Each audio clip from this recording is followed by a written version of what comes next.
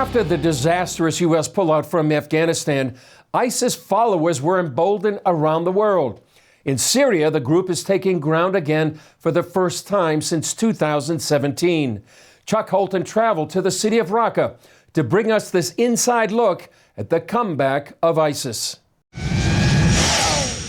When ISIS seized control of much of Syria and Iraq in 2014, their stated goal was to create an Islamic caliphate that would dominate the entire region with their extremist ideology.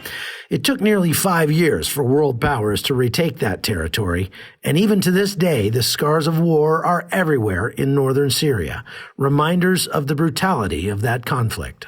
Mohamed Ahmed has seen it firsthand, having been shot 6 times while fighting ISIS as an Iraqi soldier. You see this piece of metal, like pipe, and they cut it, and they weld it, and they make a small hole, and they put explosive stuff inside it, and they make a charger inside it, and with wire, and they bomb like armored or tanks or people, and these things make like huge explosion.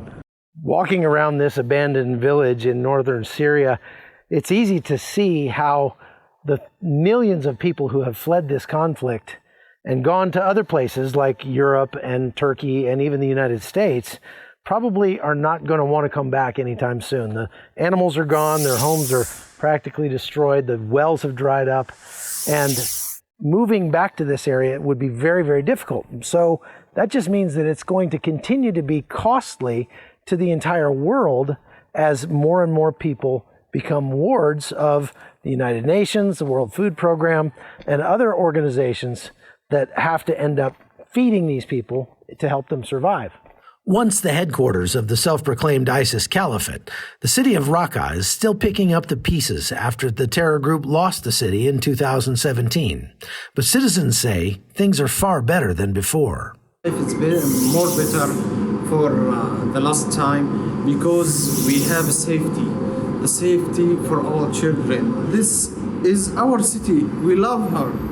We love our city. We can't leave our city. When ISIS was in control, they never knew if they'd live to see another day. Die everywhere, and the ashes of people everywhere. The horrible, horrible thing in every minute in Rakka. We can't think of anything more than bread. But threats remain. ISIS has begun taking ground for the first time since 2017 and making coordinated attacks against civilian and military targets. This is the city of Kobani, and it saw some incredibly fierce fighting back in 2014, 2015 during a 5-month siege by ISIS. And the Kurdish forces eventually successfully drove them out. This was ISIS high watermark, but as you can see, there were some unbelievable battles here in that process. Now, ISIS is starting to reconstitute in Syria down south of here in a place called Deir ez-Zor. And so we're starting to see some attacks, and that means we may very well see ISIS resurging around the world in the months to come. Here in northeast Syria, Kurdish fighters are staying vigilant, determined not to let ISIS repeat the horrors of 2014.